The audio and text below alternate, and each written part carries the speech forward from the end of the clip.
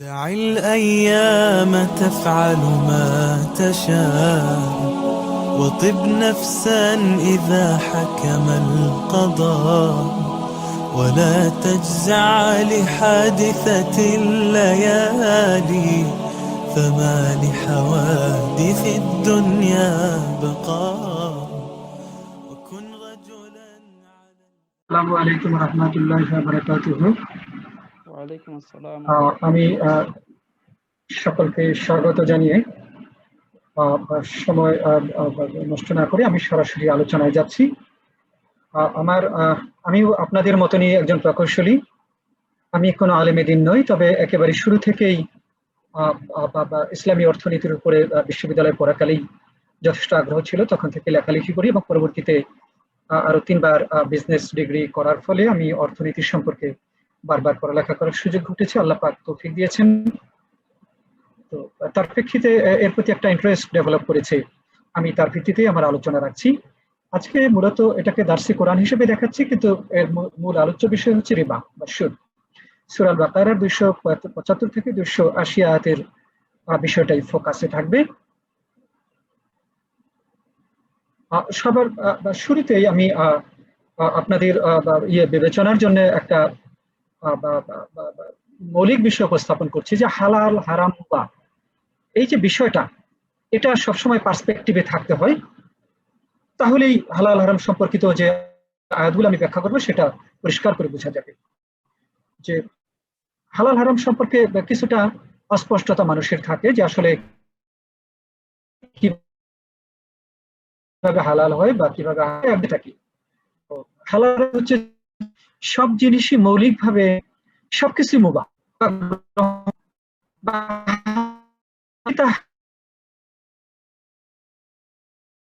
হারাম করা না হয়ে থাকে। অত্যন্ত মানে যৌক্তিক একটা ধর্ম, এবং এটা অযথা কোনো স্ট্রিক্টনেস। একবার একটা এ সম্পর্কে একটা হাদিস দেখাচ্ছি। রাসূল করিম সাল্লাল্লাহু আলাইহি সাল্লামকে চর্বি, মাখন, পনির ও কোমল পশুলোমের তৈরি বস্ত্র আদি সম্পর্কে জিজ্ঞাসা করা হলে তিনি বলেন, আল্লাহ তার কিতাবে যা হালাল ঘোষণা করেছেন তা হালাল, যা হারাম করেছেন তা হারাম, আর যে বিষয়ে নীরবতা অবলম্বন করেছেন তা করলে আল্লাহ ক্ষমা করে দিবেন। এটার সূত্রটা আমি উল্লেখ করেছি। নবী করিম সাল্লাল্লাহু আলাইহি সাল্লাম বলেছেন, আল্লাহ তাআলা কতগুলো কাজকে ফরজ করে দিয়েছেন, অতএব তোমরা তা নষ্ট করো না।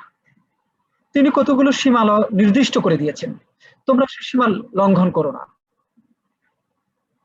কিছু কিছু জিনিসকে তিনি হারাম করেছেন, তোমরা তার বিরোধিতা করো না। আর তোমাদের প্রতি অনুগ্রহবশত না ভুলে গিয়ে অনেক বিষয়ে পূর্ণ মন করেছেন, অতএব ইসলাম যেটা মধ্যবর্তী পন্থাকে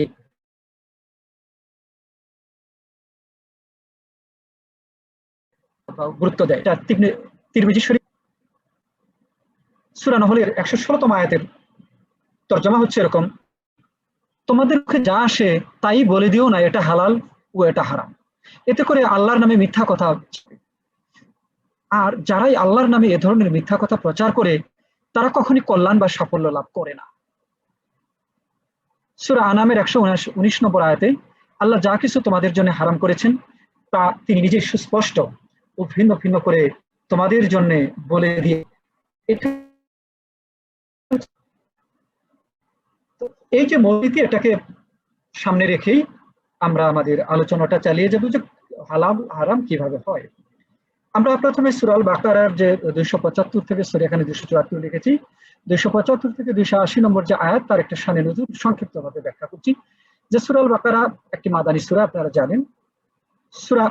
মক্কি সূরা সমূহে ঈমান, আনুষ্ঠানিক ইবাদত, নামাজ, রোজা, ইসলামী ব্যক্তিগত গুণাবলী ইত্যাদি শিক্ষা দেওয়া হয়েছে। কিন্তু মাদানী সূরাগুলো এর থেকে ডিফারেন্ট, যে এখানে পরিপূর্ণ ইসলামী সমাজ, রাষ্ট্র ব্যবস্থা, বিশ্ব ব্যবস্থা চলার জন্য প্রয়োজনীয় যে শরিয়াত এবং হুকুম মাহকাম প্রয়োজন, সেটা মাদানী সূরাগুলোতে বর্ণিত আছে। হজ, যাকাত, শাসকের দায়িত্ব, সুশাসন বা গুড গভর্নেন্স, এসব বিষয়গুলো এখানে বর্ণনা করা আছে। সূরা বাকারার বেশিরভাগ অংশ, বেশিরভাগ আয়াত হিজরাতের জাস্ট পরপরই নাজিল হয়েছে, মাদানী যুগের একেবারে শুরুতে। আর কিছু আয়াত নাজিল হয়েছে শেষের দিকে 10 হিজরির দিকে নাজিল হয়েছে। সুদ নিষিদ্ধকরণের যে আয়াতগুলোর কথা আমরা বলতে যাচ্ছি, এগুলো মাদানী যুগের একেবারে শেষ ভাগে নাজিল হয়েছে। সুদ আমরা জানি যে অর্থনীতির অত্যন্ত গুরুত্বপূর্ণ বিষয়, যা বর্তমান বিশ্ব ব্যবস্থা এবং রাষ্ট্রীয় অর্থনৈতিক কাঠামোর একটা মৌলিক ভিত্তি। আমরা সেই বিষয়গুলি আলোচনা করব 6টি আয়াতে। এ সম্পর্কে, সুদ সম্পর্কে খুব বিস্তারিত এবং খুব সুস্পষ্ট নির্দেশনা দেওয়া হয়। সুদের যে সংজ্ঞাটা, এটা আসলে বলার দরকার হয় না। এটা অত্যন্ত আশ্চর্যজনক ভাবে সুদ বা রিবাটা প্রাচীন আরবে অত্যন্ত প্রচলিত ছিল। কখনো এর সংজ্ঞা নিয়ে আসলে কখনো প্রশ্ন আসে নাই। যে তফসির গ্রন্থগুলাতে খুব সবাই উল্লেখ করেছে, যে নিয়ে কোনো প্রশ্ন আসেনি, সবাই জানতো সুদ কাকে বলে, কোনো ব্যাখ্যারও প্রয়োজন হয় নাই। বর্তমান যুগে সুদ কাকে বলে এটা নিয়েও আসলে ব্যাখ্যার প্রয়োজন হয় না। এটা আমরা জানি যে সুদ টাকা বা মুদ্রা ধার দিয়ে সেরে একটা নির্দিষ্ট হারে নির্দিষ্ট সময় পরে যদি অতিরিক্ত টাকা বা মুদ্রা নেই, সেটার নামই সুদ। একটা সময় এবং হার এখানে উল্লেখ করার প্রয়োজন হয়। আমরা প্রথমে আসি সূরা আল বাকারার যে 275তম আয়াত। এই 275তম আয়াতে আমরা দেখতে পাবো যে অত্যন্ত সুস্পষ্ট ভাবে আল্লাহ পাক সুদটাকে হারাম করেছেন। আমরা যদি 275তম আয়াতটা তেলাওয়াত করি একটু। আল্লাযীনা ইয়াকুলুনা রিবা লা ইয়াকুমুনা ইল্লা কামা ইয়াকুমুল্লাযী তাখাব্বাতু শাইতানু মিনাল মাস যালিকা বিআন্নাহুম ক্বালু ইন্নামাল বাইউ মিসলুর রিবা ওয়া আহাল্লাল্লাহুল বাইআ ওয়া হাররামার রিবা ফামান জাআহু মাউইজাতুম মির রাব্বিহি ফান্তাহা ফালাহু মাসালাফ ওয়া আমানু ইলাল্লাহি ওয়া মান আদাফা উলাইকা আসহাবুন নারি হুম ফিহা খালিদুন। অত্যন্ত সুস্পষ্ট একটা আয়াত। যে আয়াতের তর্জমা হচ্ছে খুব সরল তর্জমা, কিন্তু যারা সুদ খায় তাদের অবস্থা ঠিক সেই লোকটির মতো যাকে শয়তান স্পর্শ করে পাগল করে দিয়েছে। তাদের এই অবস্থায় উপনীত হওয়ার কারণ হচ্ছে এই যে তারা বলে ব্যবসা তো সুদের মতো, অথচ আল্লাহ ব্যবসাকে হালাল করে দিয়েছেন এবং সুদকে হারাম করেছেন। কাজেই যে ব্যক্তির কাছে তার রবের পক্ষ থেকে এই নসিহত পৌঁছে যায় এবং ভবিষ্যতে সুদখুরি থেকে সে বিরত হয়, সেক্ষেত্রে যা কিছু সে খেয়েছে তা তো খেয়েই ফেলেছে এবং এই ব্যাপারটি আল্লাহর কাছে সোপর্দ হয়ে গিয়েছে। আর এ নির্দেশের পরও যে ব্যক্তি সুদ খাবে সে জাহান্নামের অধিবাসী হবে, যেখানে সে চিরকাল থাকবে। অত্যন্ত সুস্পষ্ট আয়াতের কথাগুলো, যে আজকে মনে হয় যেন এই আয়াতগুলো এই আজকের প্রেক্ষাপটই অবতীর্ণ হয়েছে। খুব স্পষ্ট করে বলে দিয়েছেন যে আগের যুগের মানুষরাও যেরকম মনে করতে যুগেও যে এই অবস্থায় উপনীত হওয়ার কারণ হচ্ছে এই যে তারা বলে ব্যবসা তো সুদেরই মতো। আজকের যুগেও মানুষ কিন্তু এই কথাটা বলে। আর খুব সুস্পষ্ট কথা হচ্ছে অথচ আল্লাহ ব্যবসাকে হালাল করে দিয়েছেন আর সুদকে হারাম করে দিয়েছেন। এখানে কোনো অস্পষ্টতা নেই। এখানে আসলে কোনো তফসিরের দরকার হবে না, কোনো ব্যাখ্যার দরকার হবে না। তারপরে বলে দেওয়া হচ্ছে কাজে যে ব্যক্তি তার রবের পক্ষ থেকে এই নসিহত পৌঁছে যায়, যে ব্যক্তির কাছে তার রবের পক্ষ থেকে নসিহত পৌঁছে যায় এবং ভবিষ্যতে সুদখুরি থেকে সে বিরত হয়, সেক্ষেত্রে যা কিছু সে খেয়ে ফেলেছে তো খেয়ে ফেলেছে, সে বিষয়ে আসলে আর কোনো প্রশ্ন করা হবে না। সে বিষয়টা প্রশ্ন করা হবে না তা না, সে বিষয়টা আল্লাহর কাছে সোপর্দ হয়ে গেছে। আর যে এই নির্দেশের পরও সুদ খাবে সে জাহান্নামের অধিবাসী হবে এবং সেখানে সে চিরকাল থাকবে। আমাদের অনেকেরই এরকম একটা ধারণা আছে যে পাপগুলো অনেক পাপ মোচনের পরে তারপরে অনেক আলেমী আমাদের অনেক সময় তার বক্তৃতা বলে থাকেন যে পাপ মোচনের পরে যাদের ঈমান আছে সকলেই একবার না একবার বেহেশতে যাবে। এই আয়াতটা সুস্পষ্ট। আমি বিভিন্ন তরজমায় বা বইতে দেখলাম যে এখানে এই আয়াতে কোনো অস্পষ্টতা নেই। আর যে এই নির্দেশের পরও সুদ খাবে সে জাহান্নামের অধিবাসী হবে, যেখানে সে চিরকাল থাকবে, জাহান্নামে সে চিরকাল থাকবে। অত্যন্ত সুস্পষ্ট কথা। সুতরাং আমাদের এই বিষয়ে যথেষ্ট সতর্ক হতে হবে। পরবর্তী আয়াতে আল্লাহ পাক যেটা দিয়েছেন সেটা হলো 276 নম্বর আয়াত। 276 নম্বর আয়াতে আল্লাহ পাক বলেছেন, ইয়ামহাকুল্লাহ আর-রিবা ওয়া ইউরবিস সাদাকা ওয়াল্লাহু লা ইউহিব্বু কুল্লু কাফফার আসিম। আসিম তর্জমা হচ্ছে, আল্লাহ সুদকে নিশ্চিহ্ন করেন এবং দানকে সুবর্ধিত বিকশিত করেন। এখন মিটিংটা শেষ হয়ে যাবে, আবার আমরা আবার নতুন করে আমাদের সংযুক্ত হতে হবে। আপনাদের সকলকে আবার সংযুক্ত হওয়ার জন্য আহ্বান জানাবো। এখনই ক্লোজ হয়ে যাবে। ক্লোজ হলে আপনারা আবার দয়া করে আবার ঢুকবেন। ততক্ষণে আমার কথাগুলো আপনারা তো শুনতে পাচ্ছেন? শোনা যাচ্ছে আপনার? জি ইনশাআল্লাহ শোনা যাচ্ছে। ওকে, শোনা যাচ্ছে। যদি ক্লোজ হয়ে যায় তখন আমরা আবার ঢুকবো। আমরা পরবর্তী আয়াতে যাই। যে এই আয়াতে 276 নম্বর আয়াতে আল্লাহ পাক যে দানকে, সাদাকার একটা বিষয় উল্লেখ করেছেন, যে সুদের বিপরীতে যে সাদাকা যে বিষয়টা আছে, আল্লাহ সুদকে নিশ্চিহ্ন করেন। যে যারা সুদ খেয়ে বড় হয়, আমরা আপাত দৃষ্টিতে দেখি যে তাদের সম্পদ বেড়ে যায়, কিন্তু একটা সময় তারা আসলে নিশ্চিহ্ন হয়ে যায়।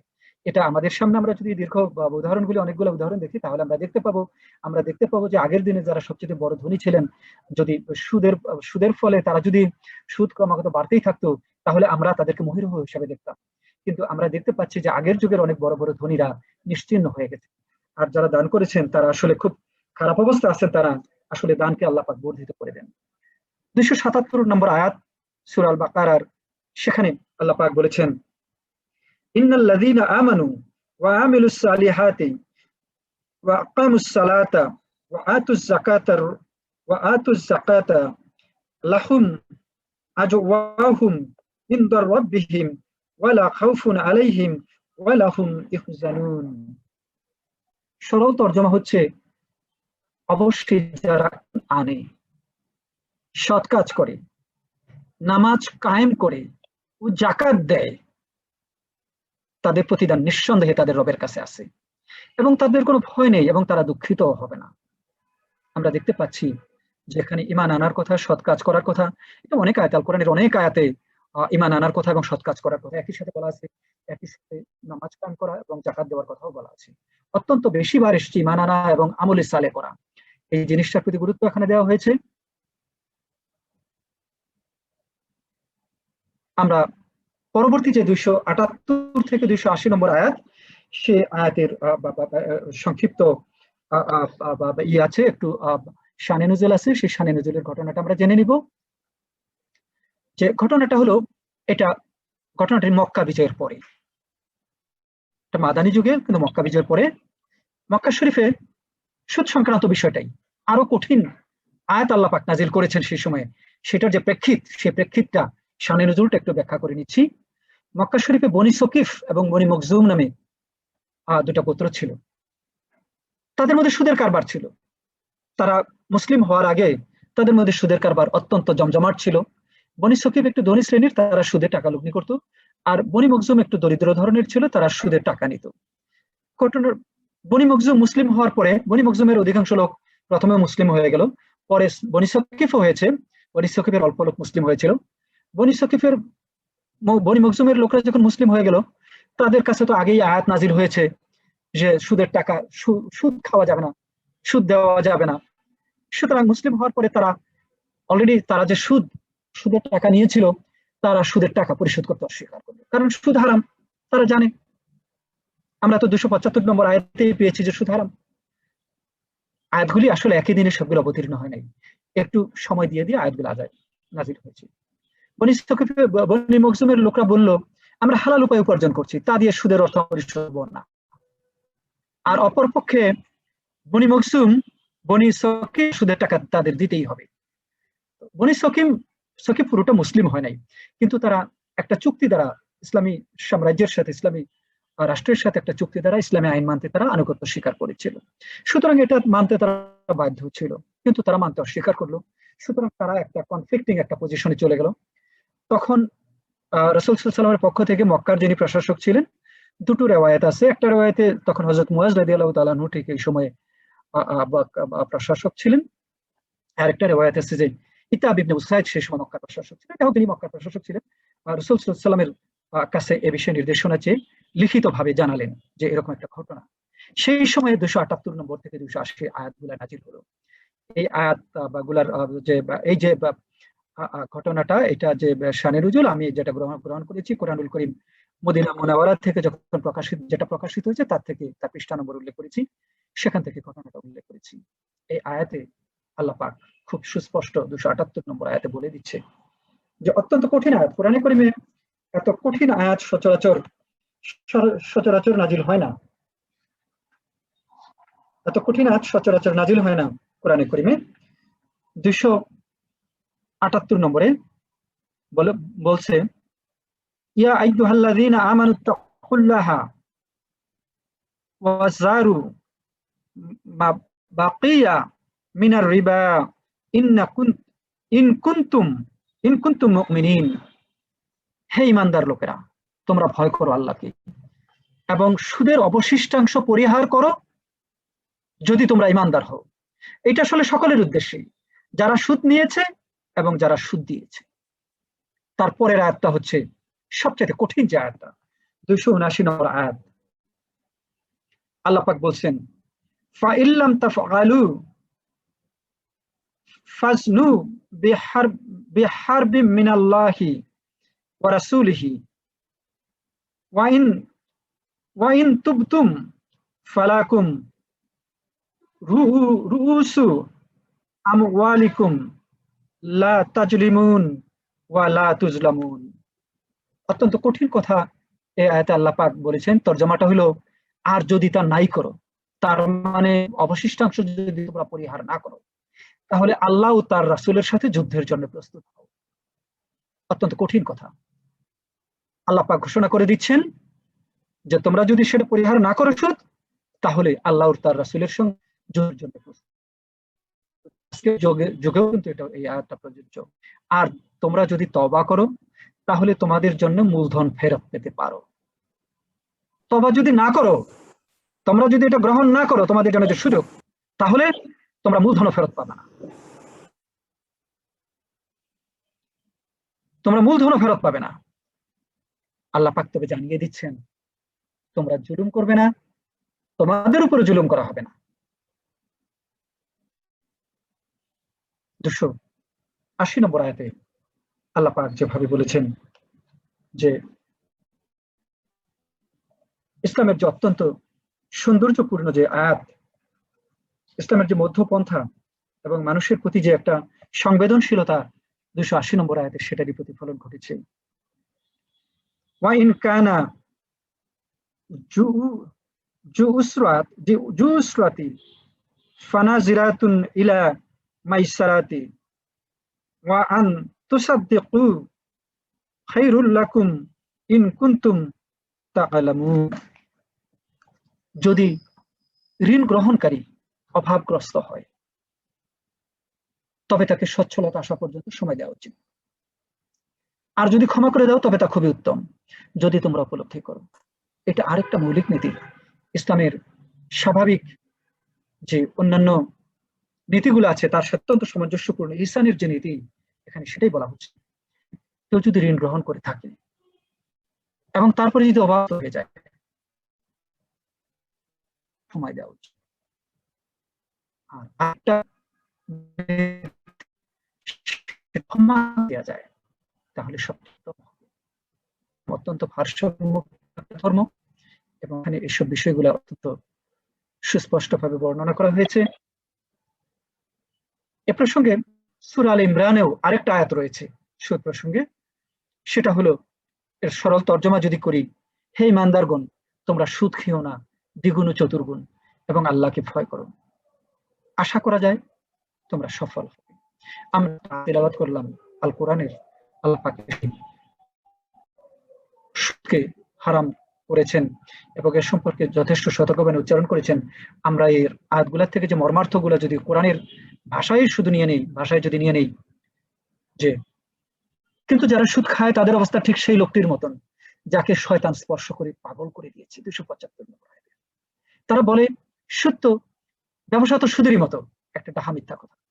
ব্যবসা ও সুদের মধ্যে পার্থক্য আছে, ব্যবসায় ঝুঁকি আছে, সুদে কোনো ঝুঁকি নাই। আজকের যুগেও আপনারা কিন্তু শুনতে পাবেন, আমি বেশ কয়েকজন ব্যবসায়ীর মুখোমুখি হয়েছি, বলে তারা ধার্মিকও, তারপরেও বলে যে তারা নাকি ভাড়ায় টাকা নেয়, সুদকে তারা সুদ দেয় এবং বলে যে ভাড়ায় টাকা নিচ্ছি। এবং আমার কাছে অত্যন্ত গর্হিত একটা কথা, টাকা কোনোদিন ভাড়ায় নেওয়া যায় না। চলবে এরকম কিছু আছে নাকি? আমরা আলোচনা আর 20 মিনিটের বেশি করব না, তারপর আমরা ফ্লোর ওপেন করে দিব, হয়তো 15 মিনিট পর্যন্ত আলোচনাটা আর করব। আমরা আয়াতগুলো পর্যালোচনা করেছি, এখন মর্মার্থগুলা বলে যাচ্ছি। বা সংক্ষেপে যে মর্মার্থগুলো আমাদের সামনে এসছে যে কিন্তু যারা সুদ খায় তাদের অবস্থা ঠিক সেই লোকটির মতন যাকে শয়তান স্পর্শ করে পাগল করে দিয়েছে। আপনারা দেখতে পাবেন যে যারা সুদ খেতে থাকে, যারা টাকা উপার্জন করতে থাকে পাগলের মতন, যে সম্পদ কত হবে, কত কোটি টাকা, কত শত কোটি টাকা, কত হাজার কোটি টাকা, তাদের আসলে প্রয়োজন কি আছে এটার মাথায় থাকে না, উপার্জন করতেই থাকে। তারা বলে ব্যবসা তো সুদেরই মতো, অত্যন্ত মিথ্যা কথা। ব্যবসা সুদের মতন না, ব্যবসার সাথে মৌলিক পার্থক্য আছে, ব্যবসার মধ্যে ঝুঁকি আছে, সুদে কোনো ঝুঁকি নেই। কেউ কেউ বলে থাকেন যে ইসলামী ব্যাংক তো সুদ নিয়ে থাকে, অত্যন্ত ডাহা মিথ্যা কথা। ইসলামী ব্যাংকিং সিস্টেমের যে সাথে যে পার্থক্যটা প্রচলিত ব্যাংকিং এর, সেটা হলো ইসলামী ব্যাংকিং সিস্টেমে ঝুঁকি আছে কিন্তু প্রচলিত সুদী ব্যাংকিং সিস্টেমে কোনো ঝুঁকি নেই। আমি ইসলামী ব্যাংকিং এর মৌলনীতি সবশেষে ব্যাখ্যা করব সংক্ষেপে। আরেকটা মর্মার্থ হচ্ছে আল্লাহ সুদকে হারাম করেছেন, ব্যবসাকে হালাল করেছেন। আমরা দুইটাকে যেন এক করে না দেখি। ব্যবসায়িক কর্মকাণ্ডকে সবসময় হালাল হিসাবে আমাদের গণ্য করতে হবে। আমরা আগেই বলেছি যে আমরা হালকে হালাল এবং হালালকে হারাম গণ্য করি, আরো কিছু মৌলিক আলোচনা করি নাই করে, সেটা কিন্তু একটা অত্যন্ত গভীর এবং কাজেই যা কিছু হালাল তাকে হালাল গণ্য করতে হবে, যা কিছু হারাম তাকে কি হারাম কি হারাম আমরা আগেই মূলনীতিতে বলেছি, সেটা পাখি নির্ধারণ করেন। এটা আমাদের যুক্তি তর্ক দিয়ে আসলে সেটা নির্ধারিত হয় না। তো এখানে আমরা দেখতে পাচ্ছি যে আল্লাহ সুদ হারাম করেছেন, ব্যবসাকে হালাল করেছেন। আরেকটা মর্মার্থ হচ্ছে এ নির্দেশের পর যারা সুদ খাবে তারা জাহান্নামী হবে, সেখানে তারা চিরকাল থাকবে। আল্লাহ সুদকে নিশ্চিহ্ন করেন আর দানকে বর্ধিত করেন। হে ইমানদার লোকেরা, তোমরা ভয় করো আল্লাহকে এবং সুদের অবশিষ্টাংশ পরিহার করো যদি তোমরা ইমানদার হও। আমরা ইমানদারের যদি দাবি করি এবং তারপরে যদি কেউ সুদ খেয়ে যায়, আল্লাহ বলেই দিচ্ছেন যে যদি তোমরা ইমানদার হও। সুদ খেয়ে আসলে ইমানদার দাবি করা হয়। আর তারপরের আয়াতে তো সোজা থ্রেট দিয়েছেন, আর যদি তা যদি নাই করো, অর্থাৎ সুদের দাবি যদি তোমরা না ছাড়ো, তাহলে আল্লাহ আর তার রাসূলের সাথে যুদ্ধের জন্য প্রস্তুত হও। যদি ঋণ গ্রহণকারী অবাধগ্রস্ত হয় তাহলে তাকে সচ্ছলতা আসা পর্যন্ত সময় দেওয়া উচিত, আর যদি তাকে ক্ষমা করে দাও তবে তা হবে খুবই উত্তম। এই যে শিক্ষাগুলা, এই অর্থগুলো আমরা এই আয়াতগুলা থেকে গ্রহণ করব। তো আমরা এটা দেখতে পাচ্ছি যে সুদের প্রতি অত্যন্ত কঠিন এবং কোনো প্রকারে সুদের ধারে পাশে যাওয়া যাবে না। আমরা প্রাসঙ্গিক কয়েকটা হাদিসে ব্যাখ্যা করব। সুদ হারামকরণের কিছু যৌক্তিকতা ইমাম রাজি রহমতুল্লাহ তার তাফসীর গ্রন্থে উল্লেখ করেছেন। তিনি যদি এই যৌক্তিকতাগুলো নাও বলতেন তাও সুদ হারাম হতো। দেখে আমরা জানি ইসলাম একটা মধ্যপন্থী ধর্ম এবং এটা পালন অত্যন্ত সহজ। সে কারণেই এটার যুক্তিগুলা দেখলে হয়তো আমাদের জন্য অন্যদেরকে বলা সহজ হবে। সেজন্যই যে সুদ লোকদের কাছে আদায় করা হয় কোনো বিনিময় ব্যতিরেকেই, যে একটা মৌলিক নীতি। সে কোনো কাজ করলো না, বিনিময় দিল না, কোনো টাকা মানে আমাকে কোনো জিনিস দিল না, তাছাড়াই সে টাকা নিচ্ছে। এই বিনিময় ব্যতিরেকে কোনো কিছু উপার্জন আসলে হওয়া উচিত না। যেমন ঘুষ একটা জিনিস অনুপার্জিত আয়, শুধু এরকম একটা অনুপার্জিত আয়। আমি তার জন্য কোনো চেষ্টাই করলাম না, অথচ আমার টাকাটা আয় হয়ে গেল। আমি বসে বসে 100 কোটি টাকা আমার আছে, আমি ঘরে বসে সেটা ব্যাংকে রেখে দিলাম। প্রত্যেক বছর আমার জন্য শতকরা 10 ভাগ হারে 10 কোটি টাকা আসে, মাসে 1 কোটি টাকা আমি পেয়ে যাই। এটা তো হতে পারে না, একটা অযৌক্তিক একটা বিষয়। সুদের মাধ্যমে মানুষের যে অর্থাগম হয়, মানুষ শ্রম বিমুখ হয়, এতে করে আসলে ব্যবসায় ও শিল্প উৎপাদন নিরুৎসাহিত হয়, কাজে এটা ভালো জিনিস না। আর এভাবে যদি সুদ দেওয়ার প্রচলন বেশি থাকে, মানুষ কেউ কাউকে কর্জে হাসালার প্রচলন থাকবে না। সুদে টাকা নিয়ে তো সবাই সুদ দিতে পারবে না, কাজেই এটার জন্য এর ফলে হবে কি, দরিদ্র আরো দরিদ্র হতে থাকবে। সুতরাং এই রাস্তাটা আসলে প্রলম্বিত করা যায় না। আর একটা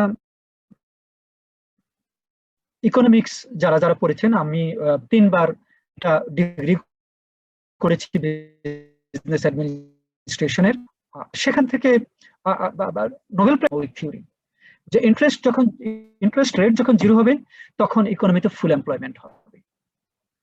তো কাজেই বর্তমান ইকোনমিক্সের দৃষ্টিতেও আসলে ইন্টারেস্ট 0 হওয়া উচিত, কিন্তু তারা বর্তমান ইকোনমিক যে পদ্ধতি, সেই ইকোনমিক পদ্ধতি যারা এস্টাবলিশ করেছে, তারা এই ইন্টারেস্টের বাইরে এখনো যেতে পারছে না। আমাদের সুদের সাথে আমাদের যে জীবনের সম্পৃক্ততাটা, সুদমুক্ত জীবন কিভাবে আমরা পেতে পারি, সেজন্যই আমরা একটু বাস্তব অবস্থাটা দেখে নিব। আমরা জানি যে সুদ হারাম হওয়ার বিষয় তো আমরা 7টি আয়াত ব্যাখ্যা করেছি, প্রায় 40টা আয়াতে সুদ হারাম হওয়ার কথা বলা হয়েছে, 40টা হাদিসে, এবং ইজমাতেও সুদ হারাম হওয়ার কথা একেবারে সুস্পষ্টভাবে প্রমাণিত হয়েছে। এ নিয়ে আসলে কোনো সন্দেহ সংশয়ের কোনো অবকাশ নাই। আমরা দেখতে পাই যে আমাদের চারপাশে মানুষ সুদ ভিত্তিক ব্যাংকে সঞ্চয় করে। এছাড়া খুব বেশি যেটা প্রচলিত আছে, যে ডাকঘর সঞ্চয় পত্র এবং সঞ্চয় পরিদপ্তর, যারা সরকারি চাকরি করে, তারা অবসরপ্রাপ্তরা আমি অনেকেই দেখেছি যে তারা তাহাজ্জুদ নামাজ পড়ছে, কিন্তু তারা সঞ্চয় পরিদপ্তরের সঞ্চয়পত্র কিনেছে। এটা তো সুস্পষ্ট সুদ, এটা কোনো সন্দেহের কোনো অবকাশ মাত্র নেই। মাইক্রো ক্রেডিট প্রোগ্রাম তো কোটি কোটি লোকের কাছে পৌঁছে গেছে। আপনারা যদি গ্রামে গিয়ে থাকেন, আমি অত্যন্ত দুঃখের সাথে জানাচ্ছি যে কয়েকদিন আগে আমি জানলাম, মাস 2 আগে আমি যখন গ্রামে ফোন করেছি, যে আমাদের মসজিদের যিনি সভাপতি, তিনি একটা মাইক্রো ক্রেডিট প্রোগ্রাম চালু করেছেন, এবং তার এটা সে মালিক, সুদি কারবার করে। গ্রামের একটা ছোট্ট মাদ্রাসা তৈরি করা হয়েছে, সে মাদ্রাসারও উনি সভাপতি হয়ে গেছেন। অত্যন্ত আমি তাদেরকে অত্যন্ত কঠিন ভাষায় তাদেরকে বললাম যে এইভাবে তো মসজিদ চালানো যাবে না, যেটা সুদ মানে এটা কি জন্য নেই, যে যেহেতু সে বড় ব্যবসায়ী হয়ে গেছে, তাদেরও অনেকটা ইনকাম হয়েছে, সে কারণে সে মসজিদে টাকা দিতে পারবে, সে ওখানে এয়ার কন্ডিশনার কিনে দিবে। মসজিদে এখন গ্রামের মসজিদ গুলো টাইলস হয়ে গেছে, দোতলা হয়ে গেছে, তার মধ্যে এয়ার কন্ডিশনার হচ্ছে। তো আমি অত্যন্ত কঠিন ভাষায় তাদেরকে বললাম যে যারা মুরব্বী, যে আমাদের মসজিদে আসলে তো টাইলসের দরকার নাই, ওখানে 2-3 তলা খুব সুরম্য অট্টালিকারও দরকার নাই, কারণ ওখানে দরকার হচ্ছে যে ভালো নামাজি, ভালো মুত্তাকি দরকার। তো এই অবস্থাটা হয়তো অন্যান্য অনেক গ্রামেই হয়েছে। আমরা শহরের মসজিদগুলোর অবস্থা তো জানি, এটা আসলে বলার দরকার হয় না। এটা যে গ্রাম পর্যন্ত পৌঁছেছে, সেটারই উদাহরণ আমি দিলাম। যে মাইক্রো ক্রেডিটের নামে এটা আসলে শুধু মাইক্রো ব্যাংকিং, এটা প্রত্যন্ত অঞ্চলে সকল জায়গায় পৌঁছেছে। এটা আমাদের কোটি কোটি জনগণের সাথে সম্পৃক্ত হয়েছে। এটা এখান থেকে আমরা কিভাবে মুক্তি পাবো, সেটা আমাদের চিন্তা করতে হবে। দুটো হাদিসের প্রসঙ্গে ব্যাখ্যা করি। সুদ ও ব্যভিচার যখন কোন দেশে শহরে ব্যাপক হয়ে দাঁড়ায়, তখন তাদের উপর আল্লাহর আযাব আসা অনিবার্য হয়ে পড়ে। আল্লাহ পাক কি কি আযাব দিবেন, বর্তমান আযাব তারই কোনো প্রতিফলন কিনা, সেটা ব্যাখ্যা করার দায়িত্ব আসলে আমাদের না। কিন্তু আল্লাহ পাক তো আযাব দিবেন, আযাব তো অনিবার্য হয়ে পড়বে। শুধু ব্যভিচার যদি সমাজে ব্যাপক হয়ে যায়, এগুলা ব্যাপক হয়েছে কিনা তা আমরা আপনারা সবাই বুঝি।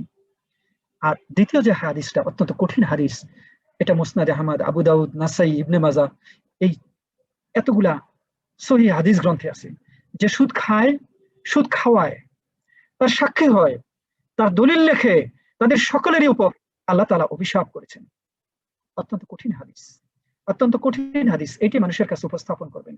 আমাদের এখন তো খুব ভালো একটা চাকরি হলো ব্যাংকিং চাকরি, একবারে 700-800 করে লোক চাকরিতে নেয়। আমাদের লোকদের সামনে আসলে কোনো উপায় থাকে না যে তারা কোথায় চাকরি নেবে, অথচ এই হাদিসের মুখোমুখি তারা হয়ে যাচ্ছেন। স্যার, আমি ব্যবসা যে হালাল,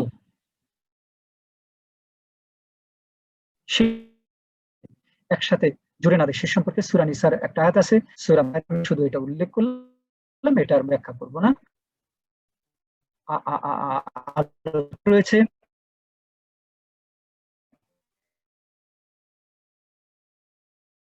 আমাদের অনেকেরই এরকম একটা অবস্থা দাঁড়িয়ে যায়, যাবে না, নেওয়াও যাবে না। কিন্তু কোনো কোনো সময় কেউ কেউ এরকম যে নিরুপায়ের ক্ষেত্রে কি করা হবে,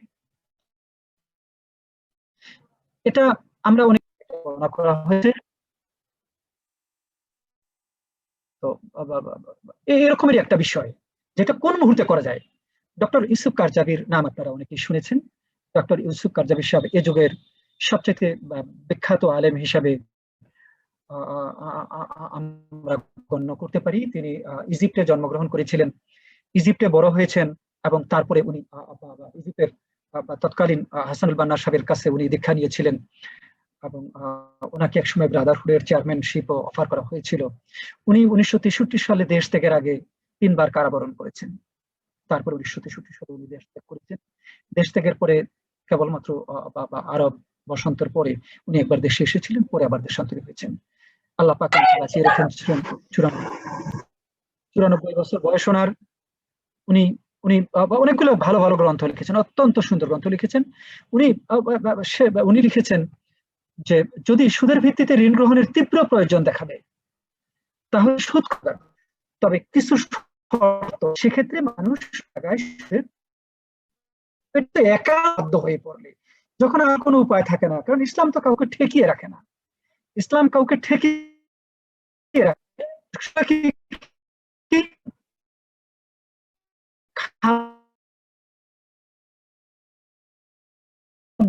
এরকম একটা প্রয়োজন নাই, ক্ষেত্রেও 10 টাকা প্রয়োজন হলে ধরবে 11 টাকা না। সুদ থেকে মুক্তি লাভের জন্য প্রাণপণ চেষ্টা করতে হবে। ঠেকায় পড়ে কাজ করতে হলে অত্যন্ত ঘৃণা সহকারে কাজ করতে। আমি এর সূত্রের পৃষ্ঠা নম্বর উল্লেখ করেছি, আপনারা বইটা দেখে থাকতে পারেন। ইসলামী হালাল হারামের বিধান, অত্যন্ত সুন্দর একটা গ্রন্থ, এর 368 পৃষ্ঠায় আছে। এরপর আমরা যাই আমাদের করণীয় কি আছে। আমাদের করণীয়ের মধ্যে অত্যন্ত কঠিন অবস্থা, আসলে পুরোপুরি সুদমুক্ত সমাজ ব্যবস্থা কায়েম না হলে, অর্থনৈতিক ব্যবস্থা পুরোপুরি সুদমুক্ত না হওয়া পর্যন্ত আমরা আসলে কোনো না কোনো ভাবে জড়িত হয়ে পড়ছি। ইভেন ইসলামী ব্যাংকও কোনোভাবে, তারা যখন বাংলাদেশ ব্যাংকের টাকা রাখে, কিছু টাকা তাদের বাধ্যতামূলক ভাবে রাখতে হয়, এইটার উপরে বাংলাদেশ ব্যাংক তাদেরকে সুদ দিয়ে থাকে। তারা কি করেন, এই টাকাটা সমাজ কল্যাণমূলক কাজে ব্যয় করেন। তো আপনারা বুঝতে পারছেন যে আমরা যখন সমাজ, রাষ্ট্র সুদী বা অর্থ ব্যবস্থার মধ্যে থেকে পুরোপুরি মুক্ত হওয়াটা অত্যন্ত কঠিন। তো সেক্ষেত্রে আমাদের অর্থনৈতিক ব্যবস্থাটা যাতে পুরোপুরি সুদমুক্ত হয়ে যায়, সেই অবস্থায় যাওয়া পর্যন্ত আমাদের অপেক্ষা করতে হবে। কিন্তু এই অবস্থায় আমাদেরকে তওবা ইস্তেগফার করতে হবে ক্রমাগত, যে আমরা কোনো না কোনো ভাবে কিছু না কিছু জড়িত হয়ে পড়ছি। তো একটা আশার কথা হলো যে ইসলামী ব্যাংকিং ব্যবস্থা প্রবর্তন হয়েছে 1960-এর দশকে, ইসলামী ব্যবস্থা আসছে। বাংলাদেশ 1983 সালে প্রথম ইসলামী ব্যাংক বাংলাদেশ লিমিটেড কার্যক্রম শুরু করে। আমরা জানি যে ইতিমধ্যে 10টা ইসলামী ব্যাংক হয়েছে। 2020 সাল পর্যন্ত 8টা ছিল। এই 2021 সালে আরো 2টা ব্যাংক, ইসলামী ব্যাংক হয়েছে, স্ট্যান্ডার্ড ব্যাংক লিমিটেড এবং গ্লোবাল ব্যাংক লিমিটেড। এনআরসিবি যেটা ছিল ওটা পরবর্তীতে এনআরসিবি গ্লোবাল ব্যাংক নামকরণ করেছে, পরে গ্লোবাল ইসলামী ব্যাংক নামকরণ করেছে। এই 2টা নতুন করে ইসলামী ব্যাংক হয়েছে, সুতরাং 10টা ইসলামী ব্যাংক। এটা অত্যন্ত আশার কথা। মাইক্রো ক্রেডিটের নামে গ্রামান্তরে যে সুদী ব্যবস্থা চালু হয়েছে, তো খারাপ ব্যবস্থা, এটা কিন্তু কোটি কোটি লোক সুদের ভিতরে চলে গেছে। এইটার কি হবে, এটার কিন্তু সমাধানটা অত্যন্ত কঠিন। এই ব্যবস্থাটাকে আমরা যদি সমাজকে সুদমুক্ত করতে, আমাদের ব্যক্তি এবং আমাদেরকে যদি সুদের এই অবস্থা থেকে মুক্ত করতে চাই, তাহলে আমাদের সমাজ ভিত্তিক বা সমবায় ভিত্তিক বা কোনোভাবে ইসলামী মাইক্রো ক্রেডিট সিস্টেম নিয়ে যেতে হবে, যাতে করে যারা এখন মাইক্রো ক্রেডিট নিচ্ছে তারা যদি একটা বিকল্প না পায়, তারা তো ওই মাইক্রো ক্রেডিট থেকে সুদে অর্থ নিয়ে যাচ্ছে। আপনারা জানেন কিনা জানি না, মাইক্রো ক্রেডিটের নামে কিন্তু দরিদ্র আরো দরিদ্র হচ্ছে। সরকার একটা নিয়ম চালু করেছে যে কেউ 26%-এর বেশি সুদ দিতে পারবে না কোনো মাইক্রো ক্রেডিট ব্যবস্থা। বাস্তবে যারা এটার প্রফেশনাল, তারা কিন্তু অনেকেই, আপনারা খোঁজ নিলে দেখবেন যে এরও চেয়ে বেশি নিয়ে থাকে। আমিও বেশ কিছু জায়গায় খোঁজ নিয়েছি যে এর মাধ্যমে আসলে যারা মাইক্রো ক্রেডিটের মাধ্যমে সুদ নেয়, তারা যে সুদী ব্যবস্থা থেকে বেরিয়ে আসে, বিষয়টা খুবই কম হয়। আমার নিজের ব্যক্তিগত এর উপরে রিসার্চ আছে যে তারা একটা জায়গা থেকে ঋণ নিয়ে সেই ঋণ শোধ করতে আরেকটা এনজিও থেকে ঋণ নিয়ে থাকে। এভাবে তারা ক্রমাগত দরিদ্র হতে থাকে, কিন্তু তারা সুদী কারবারের ভিতরে ঢুকে যায় এবং কিছু লোকে দিয়ে ধনী হচ্ছে, তারা সুদের ব্যবসা করে এসে ব্যবসা পেতে বসেছে। সুতরাং এর জন্য কি উপায় আছে, যে বেশি বেশি আমাদের সমাজ ভিত্তিক বা সমবায় ভিত্তিক ইসলামী মাইক্রো ক্রেডিট সিস্টেম চালু করার প্রয়োজন রয়েছে।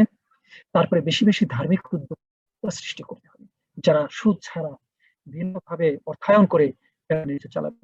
সেখানে যারা চাকরি পায়, আপনারা জানেন যে চাকরির জন্য চাকরির বাজারে যথেষ্ট কারা রয়েছে, আপনারা ইঞ্জিনিয়ার, আপনারা সুতরাং সরকারি চাকরিতে কি সমস্যা রয়েছে আপনারা সবাই জানেন, যে নানা রকম ভেরিফিকেশন হয়েছে। এটা আসলে আমি ব্যাখ্যা করতে যাবো না। ভেরিফিকেশনের কারণে অসংখ্য লোক চাকরি পাচ্ছে না, বিসিএস এ ফার্স্ট হয়েও ব্যাংকিং এর মতন জায়গায় চাকরি নেওয়ার জন্য করতে পারি। তখন ব্যাংকের মধ্যে চাকরি না নিয়ে আমাদের জন্য সবচেয়ে ভালো রাস্তা হচ্ছে বেশি বেশি ধার্মিক সৃষ্টি করা। আমরা নিজেরাও উদ্যোক্তা হইতে পারি, ইঞ্জিনিয়াররা অনেকে উদ্যোক্তা হয়েছে। কাজেই আমার ব্যক্তিগত আহ্বান থাকবে উদ্যোক্তা হওয়ার জন্য চেষ্টা করা।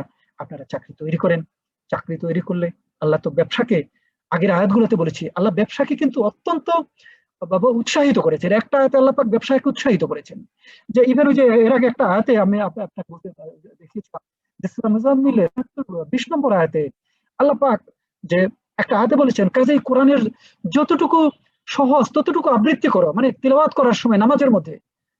তিনি জানেন তোমাদের মধ্যে কেউ কেউ অসুস্থ হবে, কেউ কেউ আল্লাহর অনুগ্রহে দেশে বিদেশে যাবে ব্যবসার জন্য। আল্লাহ পাক ব্যবসাকে কত পছন্দ করেছেন। আল্লাহ সাল্লাল্লাহু আলাইহি ওয়াসাল্লাম নিজে ব্যবসায়ী ছিলেন, সুতরাং ব্যবসায় অত্যন্ত ভালো কাজ। আপনারা যদি নিজেরা চাকরির সুযোগ করেন বা ব্যবসা উদ্যোগ করেন, তাহলে আপনারা নিজেরা সবের অধিকারী হবেন, যে মানুষকে চাকরি দিতে পারলেন, তাকে সুদী ব্যবস্থা থেকে সুদমুক্ত ব্যবসায় চাকরি দেওয়ার সুযোগ করে দিচ্ছেন। এটা বিরাট একটা সবের কাজ হবে। আমাদের করণীয়গুলো আমরা দেখেছি। আল্লাহ রাসূল সাল্লাল্লাহু আলাইহি ওয়াসাল্লাম সুদ থেকে, ঋণ থেকে মুক্ত থাকার জন্য দোয়া করতেন। আমরা সুদী ব্যাংক মানে ইসলামী ব্যাংকিং ব্যবস্থার সম্পর্কে, তার ভিত্তি সম্পর্কে সামান্য একটু আলোচনা করি। আমরা আসলে দীর্ঘ আলোচনায় যাব না, আমরা 8টা-15 মধ্যে ইনশাআল্লাহ শেষ করব। বর্তমানে ইসলামী ব্যাংকিং সিস্টেম আছে, অনেকেই বলে থাকেন যে ইসলামী ব্যাংকেও তো সুদ দেয়। এরকমটা আমার আত্মীয় স্বজনের মধ্যে হয়েছে, যে তাদেরকে যখন আমি অনুপ্রাণিত করার চেষ্টা করেছি যে সুদী ব্যাংকে কোনো ঋণ রাখবে না, নিজেরা ব্যাংকেও তো সুদ দেয়। আসলে কথাটা অত্যন্ত ভুল। আমি ব্যক্তিগতভাবে যেহেতু এই ইসলামী ব্যাংকিং সিস্টেম সম্পর্কে পড়ি এবং লিখি এবং ব্যাংকিং এর সাথে মোটামুটি কাজকর্ম করি, সেখানে মাইক্রো ইকোনমিক্স এর উপরে বারবার পড়ালেখা করার সুযোগ হয়েছে, ব্যাংকিং সম্পর্কে ধারণা আছে। সেখান থেকে পারি যে ইসলামী ব্যাংকিং সিস্টেম সামাজিক পরিবেশে যে দেশে অন্যান্য ব্যবস্থা ইসলামিক না, সেখানে একটা চালা কিছুটা কম্প্রোমাইজ করতে হয়, কিন্তু বর্তমান অবস্থা এর বাইরে তো আমাদের কোনো উপায় নাই। ইসলামী ব্যাংকিং সিস্টেম যে কাজ করবো, পরিচালনা বিভিন্ন আলোচনায় আসলে ইসলামী ব্যাংকিং সিস্টেম সম্পর্কে আলোচনা করতে পারবো। ইসলামী ব্যাংকিং সিস্টেমের কার্যক্রমের 4টা মূল পদ্ধতি। একটা হচ্ছে মুদারাবা পদ্ধতি, ব্যাংক দিয়ে দেয়, শ্রম ব্যবসায়ের লাভ করে, কিন্তু লাভ লোকসান রয়ে গেছে, এইটা একটা পদ্ধতি। আরেকটা হচ্ছে মুশারাকা, যে ক্যাপিটাল বা মালটা ব্যাংক দিয়ে দেয়, আবার ব্যবসায়ীও দেয়। ওই ক্যাপিটালের মধ্যে ব্যাংকও পার্টিসিপেট করে, একটা শেয়ার 60% ব্যাংক দিল, 40% ব্যবসায়ী, আর ব্যবসায়ী শ্রম দিল, আর লাভটা লোকসানটা ভাগাভাগি হবে। কারণ দুজনে মিলে তখন একটা চুক্তি থাকবে যে কে কত পার্সেন্ট লাভ, কে কত পার্সেন্ট ক্যাপিটাল করলো, সে ব্যবসাটা ভাগাভাগি হবে। সুতরাং মুদারাবা একটা ক্যাপিটাল ব্যাংকের, শ্রম ব্যবসায়ীর লাভ হবে। আরেকটা হচ্ছে মুশারাকা, হচ্ছে ক্যাপিটাল ব্যাংকও ক্যাপিটাল দিবে, ব্যবসায়ীও ক্যাপিটাল দিবে, ব্যবসায়ী দিবে, এবং লাভ লোকসান সেই হারে ভাগাভাগি হবে। আরেকটা হচ্ছে বাই মুয়াসিল একটা পদ্ধতি, এটা ব্যাংক ক্রয় করে, যেহেতু ব্যবসায়ীর কাছে টাকা নেই, সুতরাং ব্যাংক জিনিসটা কিনে এবং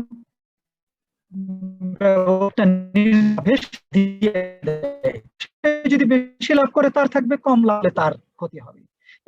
এখানেও লাভ লোকসানের একটা বিষয় জড়িত আছে, এবং এই পদ্ধতিটা যথেষ্ট ব্যবহার করা হয়ে থাকে, এবং হাদিস দ্বারা এই পদ্ধতিটা প্রমাণিত। তো এই পদ্ধতির উপরে বিভিন্ন হাদিস রয়েছে, এটা আসলে আমি ব্যাখ্যা করতে যাব না। আমি আমার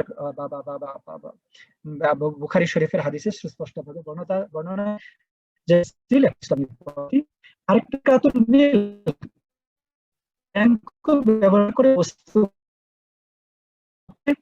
লিজের মন দিয়ে দেয়, যে যেরকম একটা জিনিস কিনলো এবং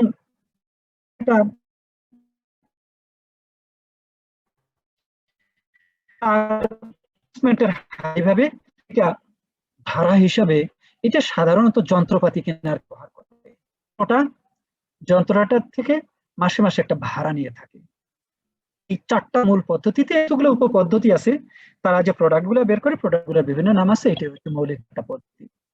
আমরা আমাদের শিখেছি। তো আপনাদেরকে বা আপনারাও দেখবেন যে আসলে ব্যাংকগুলার, ইসলামী ব্যাংকগুলার প্রত্যেক বাংলাদেশ ব্যাংকও শরিয়া বোর্ডের রেখেছে। তবে এর মধ্যে একটা চ্যালেঞ্জ আছে। ইসলামী ব্যাংকের ভিত্তিটা যেরকম বললাম, এর মধ্যে চ্যালেঞ্জও কিছুটা আমি বলেছি। তার চ্যালেঞ্জের দিকগুলো হচ্ছে ইসলামী ব্যাংকের স্বাভাবিকভাবে সংখ্যা বৃদ্ধি হলে তার কর্তৃত্ব বিভিন্ন জায়গায় হচ্ছে। তো এক্ষেত্রে কিছুটা সৃষ্টি যে তারা করছে মন মানসিকতা, তাদের নীতি, তারা কিভাবে শরিয়াটা পরিচালনা, এটার মধ্যে কিছুটা ঝুঁকি হয়ে যাচ্ছে। এটা আমাদের মনে রাখতে হবে এবং আমরা ওই ব্যাংকগুলা দেখে দেখেই আমরা আমাদের কাজ কারবার তাদের সাথে করব। আমরা আশা করব যে সব ব্যাংকগুলি সিস্টেমের মধ্যে আপনারা জানেন সহায়, এটা আসলে খুব ব্যাখ্যা করে বলার প্রয়োজন নাই। তো সেক্ষেত্রেও কিছুটা ঝুঁকি তৈরি হচ্ছে। তো তারপরেও সবগুলা ব্যাংকেই 10টা ব্যাংকের সবগুলা ব্যাংকে শরিয়া বোর্ড আছে এবং শরিয়া বোর্ড এছাড়াও অত্যন্ত আসার কথা হচ্ছে যে পৃথিবীর বিভিন্ন দেশে, ইভেন ইউরোপে, লন্ডনে একাধিক ইসলামী ব্যাংক, আমেরিকাতেও ইসলামী ব্যাংক আছে, ইউরোপে বিশেষ করে ইসলামী ব্যাংকগুলো বাড়ছে। জাপান নিজেই ইসলামী ব্যাংকিং সিস্টেমকে প্রমোট করার চেষ্টা করছে। তো কাজেই এটা একটা ভালো দিক যে বিভিন্ন দেশেই আছে। অস্ট্রেলিয়াতেও ইসলামী ব্যাংক রয়ে গেছে। তো কাজেই আমাদের জন্য এটা একটা ভালো দিক যে আমাদের বাংলাদেশেও প্রায় 25% of the branches of the total banking system has become Islamic banking branches. Bangladesh even Standard Chartered Bank-ও, HSBC ব্যাংকও Islami banking শাখা চালু করেছে। তারা পুরোপুরি ইসলামী পদ্ধতি চালু করতে পারবে না পারবে, যতটুকু করছে আমাদের এই পরিবেশে আমরা যতটুকু করতে পারবো, বাকিটুকুর জন্য আল্লাহ পাকের কাছে আমরা তওবা ইস্তেগফার করব। তো কাজেই আমাদের জন্য বর্তমান যে ইসলামী ব্যাংক সিস্টেম, এটা অধিক গ্রহণযোগ্য এবং এর অন্য কোনো পথ আসলে খোলা নাই। আমার আলোচনা এখানে আমি শেষ করছি।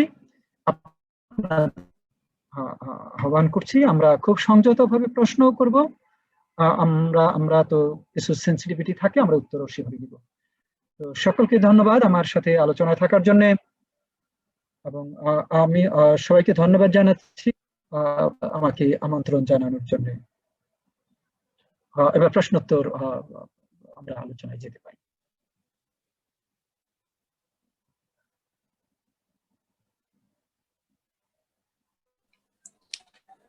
স্যার, আমি যে প্রতিষ্ঠানে চাকরি করি সে প্রতিষ্ঠানে টাকা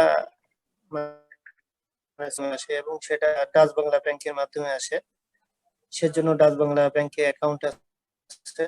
তো ওনারা জুন মাস শেষে একটা ইন্টারেস্ট দিছে আর কি। তো এই ইন্টারেস্টটা আমি কিভাবে কি করব আর কি?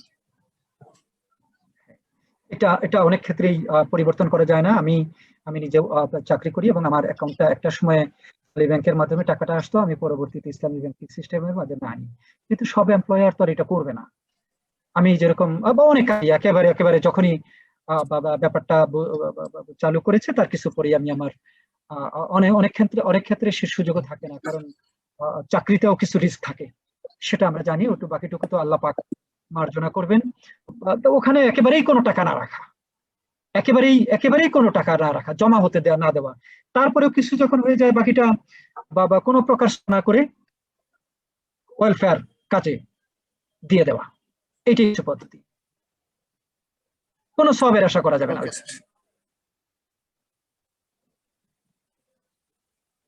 আর আমরা তো তওবা ইস্তেগফার সবসময় করবো। তারপরে আর কেউ বলেন। স্যার এরকম সিস্টেম কি চালু আছে কিনা আমার জানা নাই আর কি। ডাচ বাংলা ব্যাংকে যে হেড অফিসে ফোন করে আমার যে ইন্টারেস্টটা যেটা প্রতি বছর দেয় আর কি, এটা বাদ দেওয়ার কোনো সিস্টেম আছে কিনা আমি আশা ব্যাংকের করি সাথে কথা বলে। আমি আশা করি স্টপ করে রাখা যায়, এরকম অনেক ব্যাংকেই আছে। আমার জানা মতে সোনালী ব্যাংকে ওই সিস্টেমটা আছে যেটা স্টপ করে রাখা যায়। সুতরাং ডাচ বাংলাতেও পারেন, ডাচ বাংলাতেও দেখতে পারেন। আর তারাও হয়তো ইসলামী ব্যাংকিং শাখাও চালু করে ফেলার কথা, আমার কাছে দেখে দিতে পারতাম। আমি এখন দেখতে পারি মালবে আমার কাছে বাংলাদেশ ব্যাংক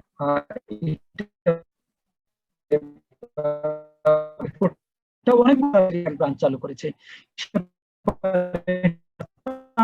করে রাখে। আমি আশা করি এটা স্টপ করে রাখা যাবে। যারা Dutch Bangla is a smart bank তারা স্টপ করে রাখার সিস্টেম রেখেছে বলে আপনি খোঁজ নিতে পারেন। Okay sir. দুইটা হ্যান্ড রাইজ করা আছে আপনার, সাদিকুর রহমান ভাই, এমডি মোস্তফা স্যার।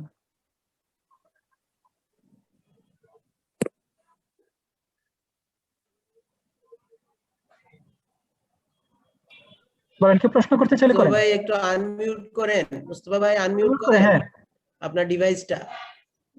আচ্ছা, আমার সুদভিত্তিক ব্যাংক থেকে ক্রেডিট কার্ড নেওয়া আছে। হ্যাঁ, তো ক্রেডিট কার্ড আমি আবার যখন সেটা কোনো কাজে ইউজ করি, ওটার একটা সুদমুক্ত একটা পিরিয়ড আছে, আমি ওই পিরিয়ডের মধ্যে সবসময় টাকাটা দিয়ে দিই। তো এতে কি আমার কোনো ধরনের, তো যেহেতু সুদ ক্রেডিট হচ্ছে না, এতে কোনো এটা কি ওই যে গুনাহ হওয়ার সুযোগ আছে কিনা? গুনাহ হওয়ার সুযোগ আছে, এতে গুনাহ হওয়ার সুযোগ আছে। আপনাকে হাদিসটা আবার বলে দেই। বলেন। যে সুদ খায়, সুদ খাওয়ায়, তার সাক্ষী হয়, তার দলিল লেখে, এখানে প্রচ্ছন্নভাবে তার একটু সহযোগিতা হয়ে যাচ্ছে। না, আমি তো সুদ খাচ্ছিও না দিচ্ছিও না, আমি ওদেরকে যেটা না, আমরা কোনোটাই করছি না, প্রচ্ছন্নভাবে তার কিছু সহযোগিতা হয়ে যাচ্ছে। আমরা এই ক্রেডিট কার্ডটা দরকারে অন্য জায়গা থেকে নেই, ইসলামী ব্যাংকিং সিস্টেমে ক্রেডিট কার্ড নেওয়ার সুযোগ আছে। আচ্ছা, ঠিক আছে। জি,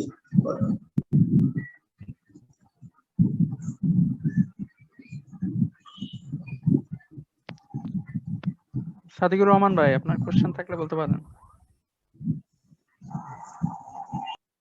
আনমিউট করে নিতে হবে তার।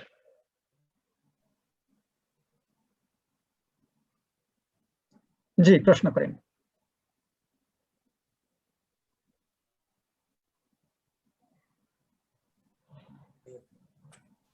উনি আনমিউট করেছেন কিন্তু তার প্রশ্নটা শোনা যাচ্ছে না। আসসালামু আলাইকুম। এখন ওয়ালাইকুম আসসালাম। আসসালামু আলাইকুম স্যার, আমি একটু হ্যালো, শোনা যাচ্ছে? জি জি, শুনতে পাচ্ছি। জি জি, আমার প্রথম প্রশ্নের অ্যান্সারটা আমি পেয়ে গেছি, যে ওই যে স্যালারি অ্যাকাউন্টের বিষয়টা, এটা আমারও স্যালারি অ্যাকাউন্ট ছিল। আচ্ছা, দ্বিতীয় যে প্রশ্ন ছিল সেটা হচ্ছে যে আমার এক ফ্রেন্ড, তো আর কি ধার্মিক না আর কি, তো সে একটা জিনিস আমাকে বলতেছে যে কোরআন হাদিস দিয়ে তাকে অ্যান্সারটা দেওয়া যাবে না, তাকে যুক্তি দিয়ে দিতে হবে। সেটা হচ্ছে যে সে বলতেছে যে কর্পোরেট যে ইন্টারেস্ট, কর্পোরেট যে আমি লোনটা নিচ্ছি, এটা তো অনেক হেল্পফুল। আগে হয়তো এটা হেল্পফুল ছিল না, কিন্তু এখন তো এটা হেল্পফুল। রিসেন্টলি সে সম্ভবত একটা ফ্যাক্টরি বানাচ্ছে, তো সেই ফ্যাক্টরির এগেইনস্টে সে লোনটা নিছে। তো এটাতে সে বেনিফিট পাচ্ছে যে হ্যাঁ, আমি তো টাকাটা পেয়ে ফ্যাক্টরিটা বানাতে পারতেছি, এবং আমার প্রফিট হইলেও আমি টাকাটা শোধ করে একটা সময় আমার হয়ে যাবে। তো এইটার অ্যান্সারটা আমি তাকে কিভাবে দিতে পারি? এটার অ্যান্সারটা প্রথমেই তো মৌলনীতি ব্যাখ্যা করেছিলাম কি নির্ধারণ করে। হালাল হারাম কেউ ব্যক্তিগতভাবে করতে পারে না, এটা যুক্তি দিয়েও হবে না। তো একটা এ প্রসঙ্গে একটা হাদিস বলি আপনাকে, সূরা তওবার একটা আয়াত বলি। ওরা আল্লাহকে বাদ দিয়ে ওদের পাদ্রী পণ্ডিতদের খোদা বানিয়ে নিয়েছে, আর ঈসা মসিহকে, সূরা তওবার 31তম আয়াত, ওরা আল্লাহকে বাদ দিয়ে ওদের পাদ্রী পণ্ডিতদের খোদা বানিয়ে নিয়েছে আর ঈসা মসিহকে, অথচ ওদের নির্দেশ দেওয়া হয়েছিল কেবলমাত্র এক আল্লাহর দাসত্ব বই করতে। আসলে সে আল্লাহ ছাড়া আর কেউ নয়, সেই নেই, তিনি সর্বাত্মকভাবে পবিত্র, ওদের শিরকের তিনি। এই প্রসঙ্গে আদি ইবনে হাতিম পূর্বে খ্রিস্ট ধর্ম অবলম্বী ছিলেন। তিনি ইসলাম গ্রহণ করে দেখতে পেলেন যে আল্লাহ নবী সাল্লাল্লাহু আলাইহি ওয়াসাল্লাম এই আয়াতটা পড়ছেন। তখন আদি ইবনে হাতিম বললেন আল্লাহর নবীকে যে হে রাসূল, ওরা তো ওদের পাদ্রী পণ্ডিতদের ইবাদত নাই। ওই খ্রিস্টানদের কথা বলতে চাচ্ছি, ইহুদিদের কথা। তখন রাসূল সাল্লাল্লাহু বললেন যে তাই নাকি, এই পাদ্রী পণ্ডিতরাই তো ওদের জন্য হালাল হারাম নির্ধারণ করে দিয়েছে এবং ওরা তাই সাগ্রহে ওইখান থেকে নিয়েছে। মানে এটাকেই বলা হয়েছে ইবাদত, অর্থাৎ এরূপ করাই ইবাদত। ইবাদত বলতে যা বোঝায় তা ওরা করছে। হারাম হালালের জন্য আল্লাহর কোরআন এবং আয়াত ব্যতীত হয়, তাহলে সেটা তাদেরকে ইবাদত করার তুল্য হয়ে যায়। মানে অত্যন্ত কঠিন। হারাম হালাল আল কোরআন বলে দিয়েছে, এখানে যুক্তি বিষয় নাই, যুক্তি বুদ্ধির বিষয় নাই। অবশ্যই এখানে ওর যুক্তির কি, সে ঋণ নিচ্ছে, সে সুদ দিচ্ছে, আর সুদ নেওয়া, ঋণ নেওয়ার জন্য বা কর্পোরেট বিজনেস করার জন্য তো ইসলামী ব্যাংকে, তারপরেও সে সুদী ব্যাংকে নিতে যাবে। এটা তো সে মানে his option, he is opting to take interest system. সুতরাং তার দায় একেবারে পুরোটা, তার এখান থেকে অব্যাহতি পাওয়ার কোনো সুযোগ নেই। বাংলাদেশে যদি একটা ইসলামী ব্যাংক না থাকতো এবং আর্থিক তার অর্থায়নের আর কোনো সুযোগ না থাকতো, একেবারেই সেক্ষেত্রে সে ওইটা নিয়ে কোন রকমে সে কোনো যুক্তি খাড়া করতে পারতো। তো সেক্ষেত্রেও যুক্তি খাড়া করা খুব কঠিন। এর আসলে কোনো যুক্তি নেই, নেওয়ার কোনো সুযোগ নেই। শাইখ, আমার একটা প্রশ্ন ছিল। জি, প্রশ্নটা হচ্ছে আমাদের দেশের যে ইসলামিক ব্যাংকগুলো আছে, হ্যাঁ, সবগুলো ব্যাংকই তো বেসিক্যালি কেন্দ্রীয় ব্যাংকের আন্ডারে বা কেন্দ্রীয় ব্যাংকের নীতিমালায় চলে এবং কেন্দ্রীয় ব্যাংকে সার্টেন একটা অ্যামাউন্ট হচ্ছে ডিপোজিট করে রাখতে হয়। হ্যাঁ। তো সেই ক্ষেত্রে তারা তো বেসিক্যালি সেন্ট্রাল ব্যাংকের যেই ডিপোজিট করে রাখে যেই মানিটা, সেটার তো ইন্টারেস্ট তারা রিসিভ করে। হ্যাঁ, তাহলে কি মানে আমাদের ইসলামী ব্যাংকগুলো কি মানে পুরোপুরি কি আসলে মানে ইসলামিক শরিয়া সম্মত চলে সেটা বলা যায়? আচ্ছা, সে কথাটাও তো আমরা বলেছি, তারা যে নেয় সেটা উল্লেখ করেছি যে বর্তমান যে অর্থ ব্যবস্থা, সেখানে পুরোপুরি এর থেকে মুক্ত থাকাটা খুব কঠিন, পুরোপুরি এর থেকে মুক্ত থাকা সম্ভব নয়।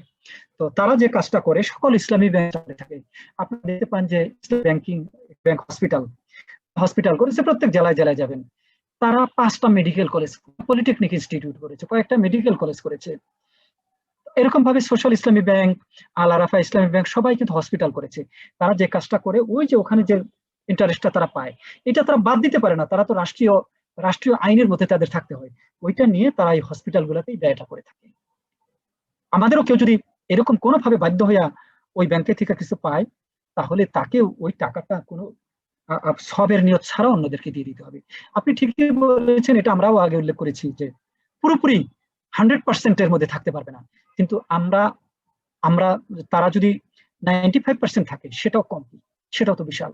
আমরা আদারওয়াইজ 100% সুদী সিস্টেমে থাকতাম, এখন যদি 95% মধ্যে থাকবে সেটাও কম কথা। আমরা যতটুকু পারবো ততটুকুর মধ্যেই তো আল্লাহ পাক আমাদের বিচার করবেন। বাকিটুকু তওবাতিল্লাহ করি, আমরা আল্লাহর কাছে পানা চাইব। বলেন। যারা এই যে চাকরি প্রচলিত কনভেনশনাল ব্যাংকিং আছে, এই সমস্ত ব্যাংকের চাকরির ক্ষেত্রে এই যারা গ্রাজুয়েট বা পোস্ট গ্রাজুয়েট করেছে, ফ্রেশার্স, এদের কি বিধিবিধান হতে পারে স্যার? এই যে দেখলেন হাদিস নম্বর 2 এখনই বের করা আছে, আপনারা যদি দেখে থাকেন, যে সুদ খায়, সুদ খাওয়ায়, তার সাক্ষী এবং তার দলিল লেখে, তাদের সকলের উপরে আল্লাহ অভিশাপ করেছেন। এখানে তো আমাদের যুক্তি বুদ্ধির কোনো সুযোগ নাই। সেজন্যই তো বলেছি যে একটু আগে যেটা বললাম, যে আমাদেরকে বেশি বেশি করে ইনভেস্টমেন্ট করা উচিত, ব্যবসায়ী হওয়া উচিত। যে যারা ধার্মিক, এটা যথেষ্ট, আমাদের যদি 1 লক্ষ ধার্মিক ব্যবসায়ী হয়ে যায়, তারা 1 কোটি মানুষের কর্মসংস্থান করতে পারে। 1 কোটি কেন, তারা 10 কোটি মানুষের কর্মসংস্থান করতে পারে। এটাই সবের কাজ হবে, যে এই নিয়তের যে আমি 10টা লক্ষ চাকরি দিব, যাতে করে তারা এই ধরনের একটা সিস্টেমের মধ্যে না যায়। এটার জন্য যে বিপুল পরিমাণে সওয়াব হবে। আল্লাহর নবী সাল্লাল্লাহু আলাইহি ওয়াসাল্লাম ব্যবসায়ী ছিলেন, এইটাই তো হচ্ছে রাসূলের সুন্নাহ, ব্যবসায়ী হওয়া। এবং আপনি নিয়ত করবেন তখন বিরাট সওয়াবের কাজ হয়ে। আমরা সওয়াবের কাজে যে সুবহানাল্লাহ পড়ে, আলহামদুলিল্লাহ পড়ে, তাহাজ্জুদের নামাজ পড়ে, অনেক নামাজ পড়ে, নফল ইবাদত করে, কিন্তু ইবাদতের যে বিরাট অংশটা রয়ে গেছে, আপনারা যারা মোটামুটি এখানে আছেন তারা ইবাদত সম্পর্কে প্রস্তুত থাকেন। কাকে বলে আমল, তাহমিল করা না। আপনি যখন একটা ব্যবসা প্রতিষ্ঠা করলেন এই নিয়তে, আপনার তো সমস্ত কর্মকাণ্ডটা ইবাদত হয়ে গেল। এই ইবাদতের মানে আর পরিমাণ তো শেষ করতে পারবেন, এর সব হিসাব কিতাব বাইরে হয়ে যাবে আপনি যদি এই নিয়তে ব্যবসা বাণিজ্য করতে পারেন যে মানুষের জন্য চাকরির সংস্থা, তারা সুদের থেকে চলে আসবে। এই নিয়তটা আমরা, ব্যবসায়ী হওয়া খুব সহজ, খুব সহজ। স্যার আমার একটা কোশ্চেন, বলেন। স্যার আমি ইসলামী ব্যাংকে আমার একটা ডিপোজিট আছে, অদ্যাবধি 3 বছর হয়ে গেছে। হ্যাঁ। তো আমি যে অ্যাকাউন্টে যে টাকাটা ডিপোজিট হয়েছে, আমার তো একটা হিসাব আছে, আমি 3 বছরে কত টাকা দিছি আর কি পার মান্থে আর কি। তো সেখান থেকে আমার অ্যাকাউন্টে আমি ব্যাংকে খোঁজ নিয়ে দেখি আমার কিছু টাকা বাড়ছে আর কি। তো স্যার এইখানে তো জাস্ট আমি মাসে মাসে টাকা দিয়ে গেছি আর কি জমা, আমি তো কোনো পরিশ্রম বা কোনো শ্রম দিইনি আর কি। তো যে টাকাটা আমার অ্যাড হয়েছে ওইটা কোন পথে যাবে বা কি হবে? এইটা আপনি ব্যাংকে দিয়েছেন, ব্যাংকের সাথে আপনি ব্যবসায়িক লেনদেনের মতন, আপনি যখন ব্যাংকে রেখেছেন ব্যাংকও ও ব্যবসা করেছে। আসলে আপনার অর্থ ব্যাংক ব্যবসা করেছে, ব্যাংক ব্যবসা করার কারণে স্যার আমি তো কোনো লাভ লোকসানের অংশ, স্যার আমি তো কোনো কায়িক পরিশ্রম করি নাই যে যার জন্য আমাকে টাকাটা দিবে আর কি। আমি তো কোনো শারীরিক পরিশ্রম করি না, জাস্ট আমার টাকা আছে এই জন্য আমি ওখানে দিছি আর কি, এটাই। আপনি যেটা করেছেন এটা আমরা আগে যে ওই যে রাজীব সাহেবের, ইমাম রাজীব সাহেবের যে ব্যাখ্যা শুনেছিলাম, ওইটা একটা ব্যাখ্যার বিষয়, যৌক্তিকতার বিষয়, উনি যৌক্তিকতা ব্যাখ্যা করেছিলেন। তো আপনি যখন যদি কোনো ব্যবসার পার্টনার হয়ে যান, আপনি ইসলামী ব্যাংকের সাথে আসলে একটা ব্যবসার পার্টনার হয়ে গেছেন। তো যে কারণে আপনার যে অর্থটা ছিল, ওই ব্যাংকও যেরকম ব্যবসায়ের ক্ষেত্রে তার পার্টনার হয়ে যায়, আপনি ওই ব্যাংকের ব্যবসার পার্টনার হয়ে গেছেন, এবং এটা ঝুঁকির মধ্যে আছে। ইসলামী ব্যাংকটা যদি লস করে তাহলে আপনার কোনো লাভ হতো না, তারা কিন্তু তাদের লাভের একটা অংশ দেয়। ইসলামী ব্যাংক যদি লস করে তারা কিন্তু আপনার কিছুই দিবে না, আপনার টাকা কমে যাবে।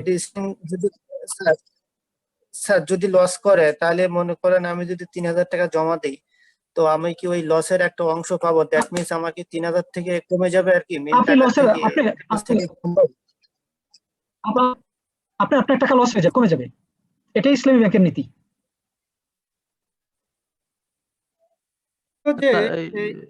ইসলামী ব্যাংকিং এ কিংবা যে কোনো ব্যাংকিং এ বলা হয় যে কোনো টাকা যদি দেই সেটার ওরা ব্যবসা করে সেটার লভ্যাংশ দেয়, কিন্তু এইখানেও তো ফিক্স থাকে যে আমরা এত পার্সেন্টই আপনাকে লাভ দিব, এরকম থাকে কিনা? আবার হচ্ছে আরেকটা বিষয় যে আমার হ্যাঁ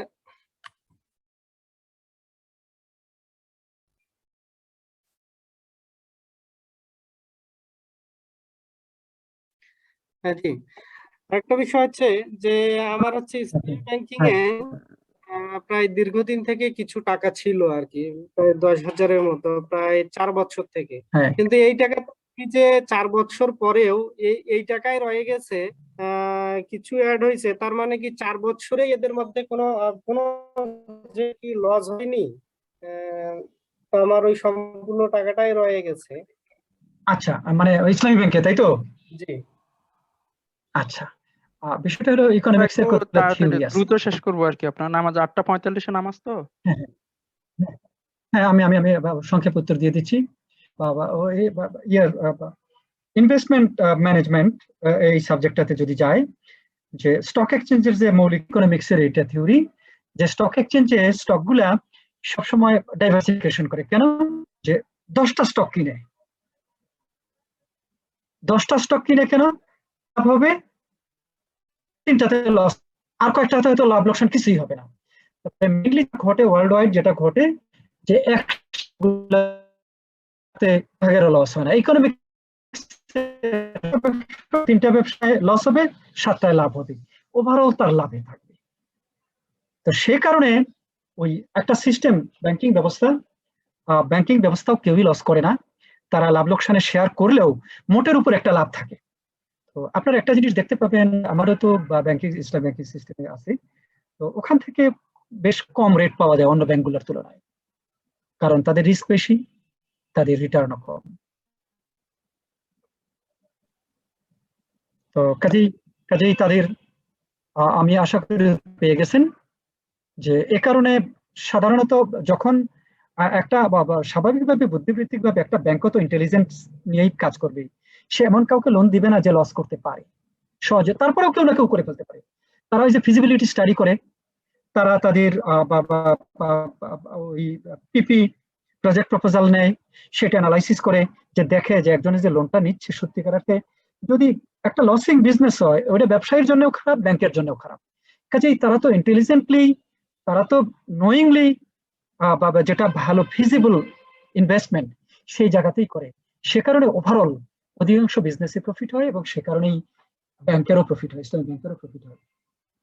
আর তাছাড়া আরো অনেকগুলো ইনকাম আছে ব্যাংকিং সিস্টেমের, সেটা হলো সার্ভিস চার্জ। তারা অনেকগুলো সার্ভিস দিয়ে থাকে, যে সার্ভিস গুলার জন্য তাদের সার্ভিস চার্জ পেয়ে থাকে ইনভেস্টমেন্টের বাইরেও, সেগুলোও তাদের একটা প্রফিটের কারণ।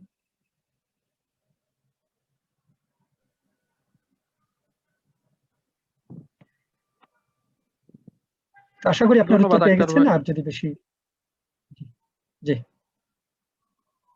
ধন্যবাদ ডাক্তার স্যার। আর সুদ সম্পর্কে আপনার জ্ঞান কর্ম ও গবেষণামূলক আলোচনার জন্য সুদের বিস্তীর্ণ জাল থেকে আল্লাহ আমাদেরকে হেফাজত করুক। আমাদের সাথে আছেন ইঞ্জিনিয়ার শাহজাহান আলম স্যার, আমি স্যারকে সংক্ষেপে কিছু কথা বলার জন্য অনুরোধ করছি। বিসমিল্লাহির রহমানির রহিম। আলহামদুলিল্লাহ, তো ইঞ্জিনিয়ার তালুকদার ভাইকে অসংখ্য মোবারকবাদ।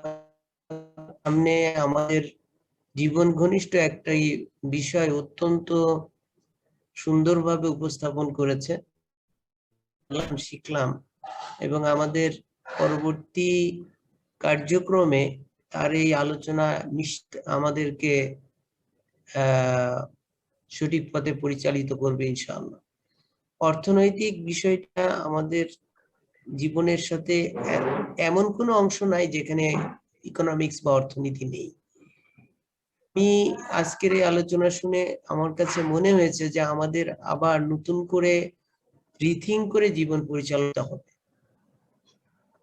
এবং ভাইয়ের সাথে আমি একমত একটা বিষয়ে, যে বাংলাদেশে ইসলামী ব্যাংক একটা ইতিবাচক প্রভাব ফেলেছে, এবং এটার জন্য যারা শ্রম দিয়েছিল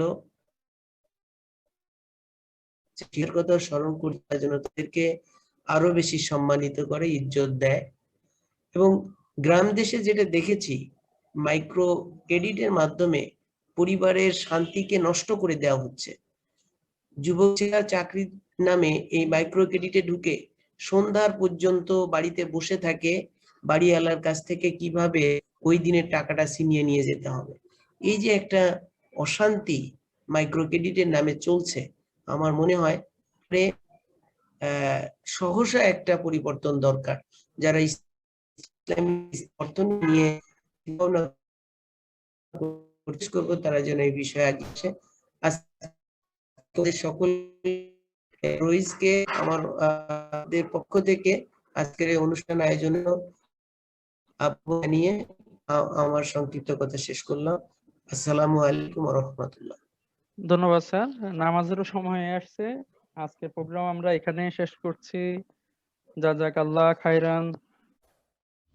يا من أجبت دعاء نوح فانتصر وحملته في فلكك المشحون، يا من أحال النار حول خليله روحا وريحانا بقولك كن.